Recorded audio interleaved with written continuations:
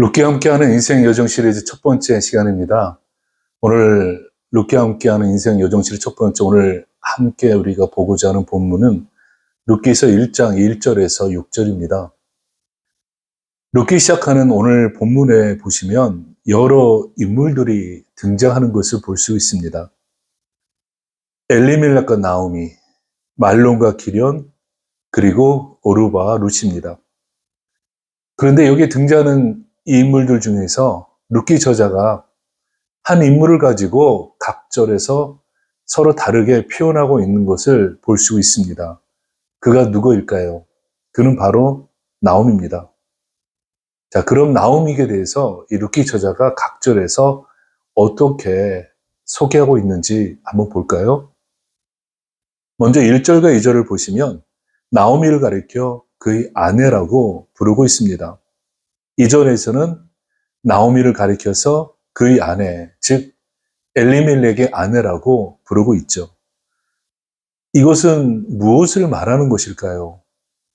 엘리멜렉의 입장에서 나오미는 그의 아내이고 말론과 기론의 입장에서는 그들의 어머니가 되고 룻과 오르밧의 입장에서는 그들의 시어머니가 되는 거죠.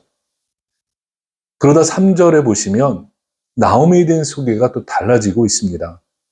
3절에서는 나오미 남편 엘리멜렉이 죽었다고 말하고 있습니다.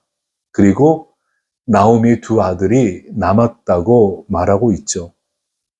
1절과 2절에서는 나오미는 그의 아내, 즉 엘리멜렉의 아내라고 소개되었지만 3절에는 나오미 남편 엘리멜렉, 나오미 아들, 이렇게 나오미 이름을 소개하고 있는 것을 보게 됩니다. 이것을 보게 되면 오늘 본문에서 중요한 인물은 나오미라고 볼 수가 있습니다. 그런데 5절에 보시면 나오미에 대한 소개가 또 달라지고 있습니다. 5절에서는 나오미를 그 여인이라 부르고 있습니다. 3절에서 나오미란 이름이 나오다가 5절에서 이름이 나오는 것이 아니라 그 여인으로 부르는 것은 어쩌면 나오미의 상황이 급격하게 달라졌기 때문이라고 볼 수가 있습니다. 이때 나오미는 남편도 죽었고 두 아들도 죽었습니다. 남편인 엘리멜렉이 죽자 나오미는 이제 과부가 되었습니다. 말론과 기련 두 아들이 죽자 나오미는 자식이 없는 어미가 되고 말았습니다.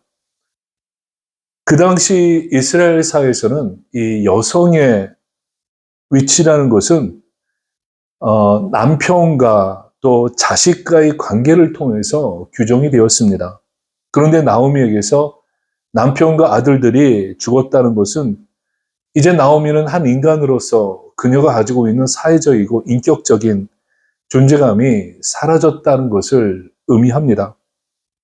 어쩌면 나오미는 모든 희망과 소망이 사라지고 말았다고 볼 수 있습니다.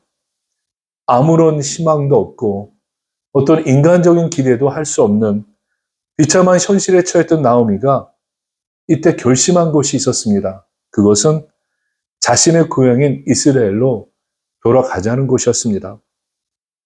여기서 나오미가 고향으로 돌아가기로 결심했던 이유가 있었죠. 그것은 하나님께서 이스라엘 백성들을 돌보기 위해서 양식을 주셨다는 소식을 들었기 때문입니다. 왜 룻기 저자가 오늘 본문에서 나오미에 대해서 이렇게 다르게 소개하고 있을까요?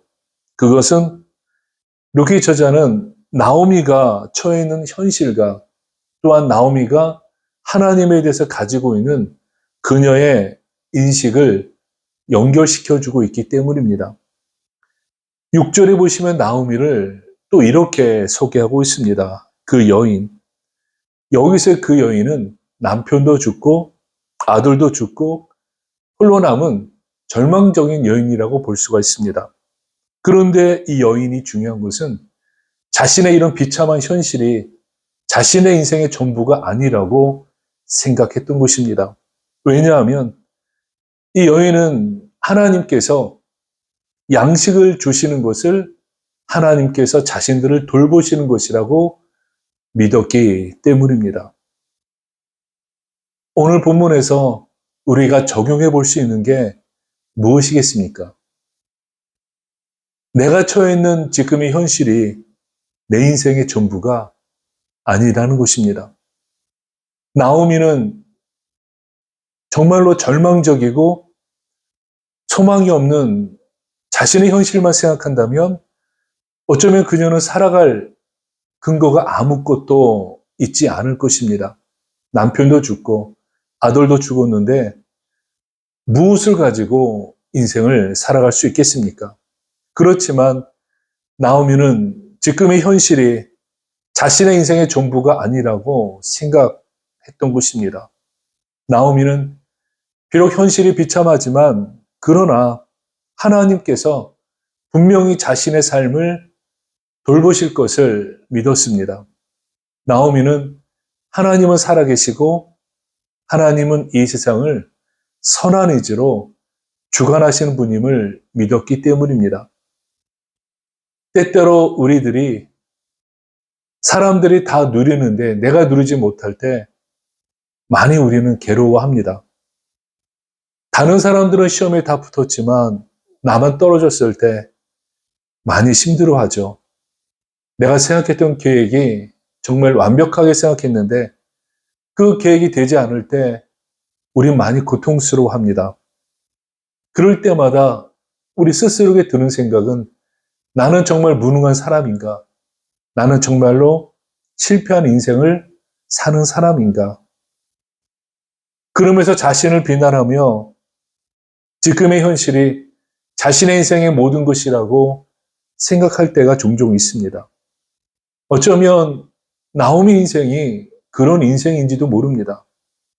나오미 인생에는 어떤 희망도 어떤 소망도 찾아볼 수 없었습니다. 그렇지만 나오미는 자신의 비참한 현실이 자신의 인생의 전부가 아니라고 생각했습니다. 왜냐하면 하나님께서 자신의 삶을 돌보실 것을 믿었기 때문입니다. 복음서를 보시면 예수님께서 하나님을 가리켜 이렇게 말씀하신 것이 있습니다. 아브라함의 하나님, 이삭의 하나님, 야곱의 하나님. 그런데 사람들은 이런 예수님 말씀을 듣고 이렇게 생각했습니다. 아브라함과 이삭과 야곱은 예수님께서 이 땅에 오기 아주 오래전에 이미 죽은 사람들인데 예수님께서 그들을 가리킨다면 그렇다면 하나님은 오래전에 죽은 사람들의 이름을 보면서 하나님이 죽은 자의 하나님이지 산자의 하나님이라고 말할 수 있을까라고 그들은 오해했던 것입니다. 그렇지만 예수님께서 이렇게 말씀하시는 것은 하나님께서는 과거와 현재와 미래를 넘어서 존재하는 분이십니다. 왜냐하면 예수님은 그렇게 말씀하시고 하나님을 가리켜 하나님은 산자의 하나님이라고 말씀하셨기 때문입니다.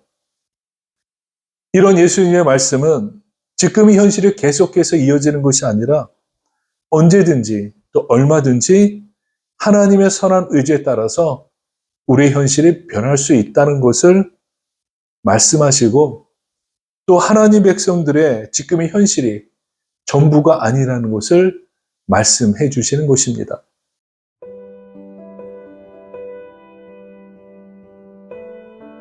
도무지 이해되지 않는 상황 속에서 내가 무엇을 해야 될지 모를 때 이거 한 가지 꼭 기억하십시오. 하나님께서 어떻게 나에게 찾아오셨고 하나님께서 어떻게 나를 돌보셨는지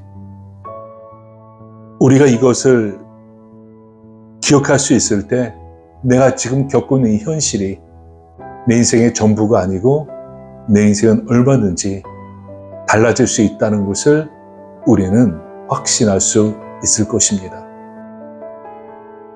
인생의 힘든 여정을 걸어가는 여러분, 지금 하나님께서 우리를 향해서 선한 뜻을 펼치고 계십니다.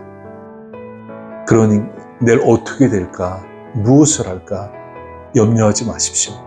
염려는 하나님께서 날 향한 선한 뜻을 가지고 계시다는 것을 나는 믿지 못하겠다는 것입니다. 내가 염려하지 않는다면 나의 삶은 하나님께 달려 있으며 내가 죽든 살든 하나님께서 나를 책임져 주실 것을 나는 믿는다는 것입니다. 감사합니다.